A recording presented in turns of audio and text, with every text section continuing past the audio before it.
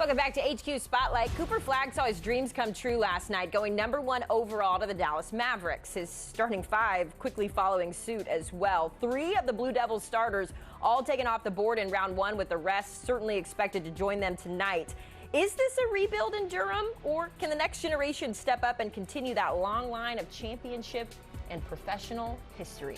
Here are the 3 Duke players that have already heard their name called in the NBA draft. Of course, Cooper Flagg headlining the class at #1. Con Knipples, surprising a few people, going to #4. And then Kaman Malawach rounding out the top 10. It is not the first time we've seen multiple Duke players go in the first round of the NBA draft. There you see it there with Zion Williamson and the crew. And then Florida, back in 2007, also had 3 top 10 picks. Let's talk about the Duke Blue Devils and what's next as we welcome in the Eye on College Basketball podcast crew. We got Matt Norlander and Gary Parrish joining us. Gentlemen, we kind of saw this happen a year ago with UConn, where they were trying to replace the draft capital that they lost after their championship run. The talent isn't really a problem, Matt. They always seem to have it in Durham. But what is the challenge, I guess, for Jon Scheyer, knowing that he's having to replace almost everything? Well, this is significant. I've actually talked to John since the season ended, and he acknowledged what's obvious here. Like, he had a special group. I think, he even had a group in his early stages of his Duke tenure as a head coach that was, in aggregate more than he probably could have possibly imagined. Now, that's reflected in the fact that Duke, even though it didn't win the national championship, that ranks as the second best efficiency margin team in the history of KenPom. Only the '99 Duke team, ironically enough, also did not win the national championship. Rates better in the history of KenPom's database back to 96-97. You see the 3 players there, top 10. It's more than that. Tyrese Proctor and Sion James, they're both getting drafted on Thursday night. In fact, I was talking to a couple of NBA folks earlier. Both of those names are kind of being buzzed about. Feels like Proctor's going to go somewhere between 35 and 42, and Sion James could be anywhere from, 37 to 45 overall. So you will have a very rare instance. When you talk about what Duke was, what is getting replaced here, there are not many teams that have ever had 5 starters, not just drafted in one year, but it's likely that there'll be 5 starters taken in the top 45 or the top 50. So keep in mind moving forward, and we're going to look ahead and spin Duke to next season, it is highly unlikely that Duke will be as good next season as it was last season. And this would be no shame on Scheyer or Duke in general. Given the amount of talent, the specialness of Flagg and all that, Duke really might not have a team that is as talented again for a long, long time as what it had last season under Scheyer. For decades, with few exceptions, Duke has been able to, one way or another, put out a quality basketball team, and they will do that again next season. I have them right now preseason top 10, but to your point, they have lost a lot. Top 5 scorers from this past season's team all gone, 3 of whom were top 10 picks, and like Norlander said, the other 2 probably getting selected on Thursday night. Now, I know some will note that, hey, the year before, Duke lost its top 4 scorers and still finished #1 at KenPom and was 2 wins away from a national championship. True, but this is different. It's losing the top 5 instead of just the top 4. I think the Flagg, Knuppel, Malawach class is better than the incoming freshman class that Jon Scheyer is set to enroll right now. And beyond all that, one of the biggest additions, if not the biggest addition, Duke was set to enroll was Cedric Coward.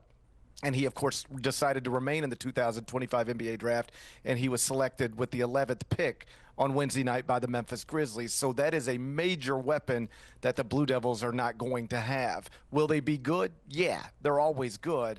But the ceiling does seem a little lower on them heading into next season than it did heading into this past season. So, Gary, knowing that, sort of peel back the curtain then on what this upcoming class is going to look like, because it's headlined by the Boozer twins. Everyone's been excited about them for years. But what can we expect out of that class?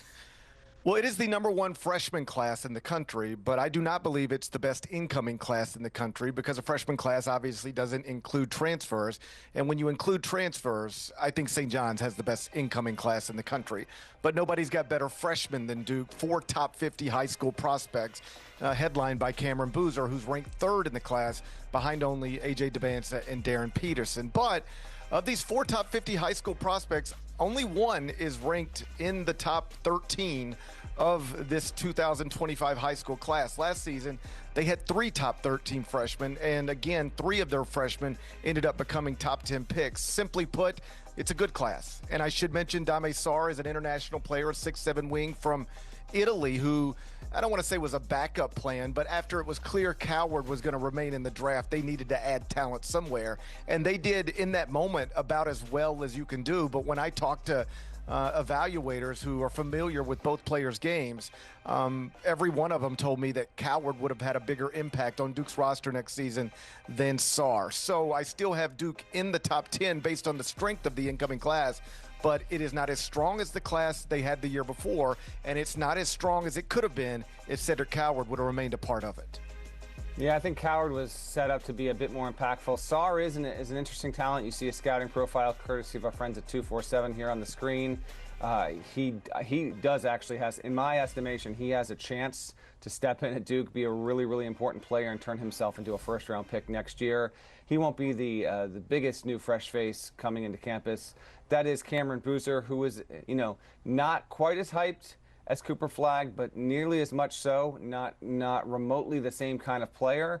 But what's interesting about Cameron Boozer, and I'm interested to see if this translates to his first year of college basketball. There's been a number of high-profile players, prospects coming out of high school in recent years. We're going to see A.J. Debance at BYU next season. Right now, there's a guy named Tyron Stokes, who's the #1 recruit in the class of 2026. We saw Cooper Flagg, in addition to a few others. But at the high school level purely, and at the highest levels of high school ball, and when you played, in international play as well, there's not been a player who has affected and literally won more than Cameron Boozer. So he brings an extremely high degree of winning. Obviously, there's a pedigree there with his father having played at Duke. And, we could very well have a situation at Duke where, although there are key players returning, we'll get to them in just a second, for the second straight season, Duke is going to have a freshman as the centerpiece. But keep in mind, you see some of Boozer's highlights here. He's more powerful than Flagg. He's a better rebounder than Flagg.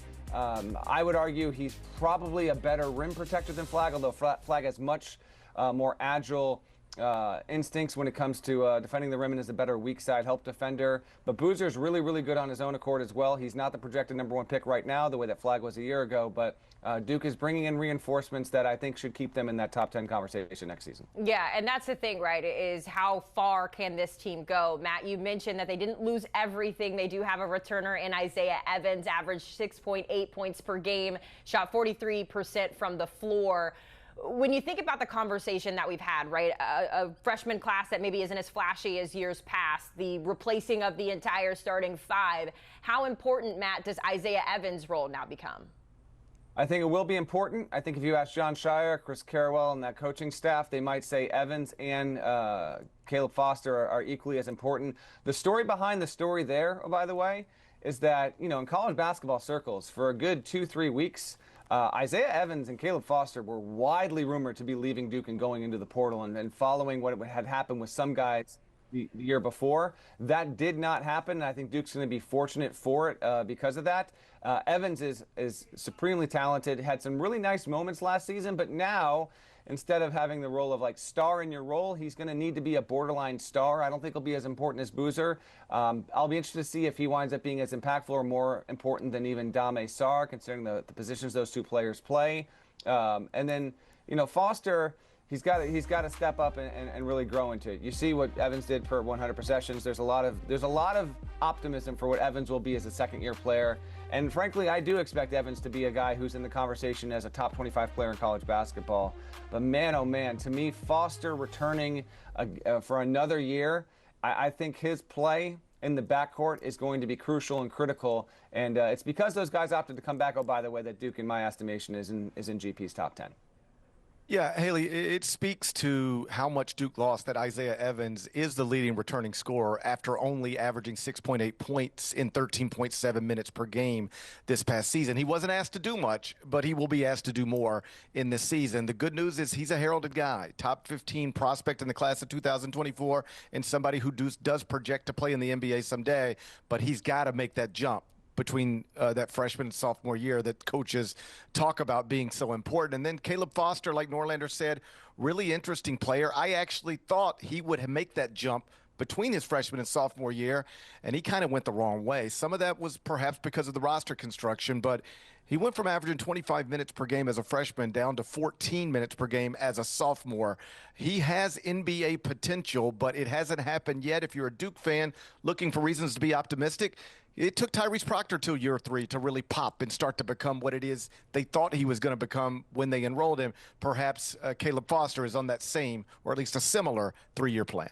All that, and Duke Blue Devils still have quite a good chance from Vegas to get back to at least the Final Four and win a championship. Guys, we certainly appreciate the time. I know it's been a very busy week for our Eye on College basketball crew, but they are staying on top of everything. I mentioned the odds to win it is currently Purdue and Houston sitting at the top when it comes to the shortest odds at 10-1. Duke Blue Devils just a tick or so behind there at 13-1 odds. You can catch up with everything that happened in the night 1 of the NBA draft by checking out the Eye on College basketball podcast. Parrish, Norlander taking you through those picks and recapping the biggest surprises of the night.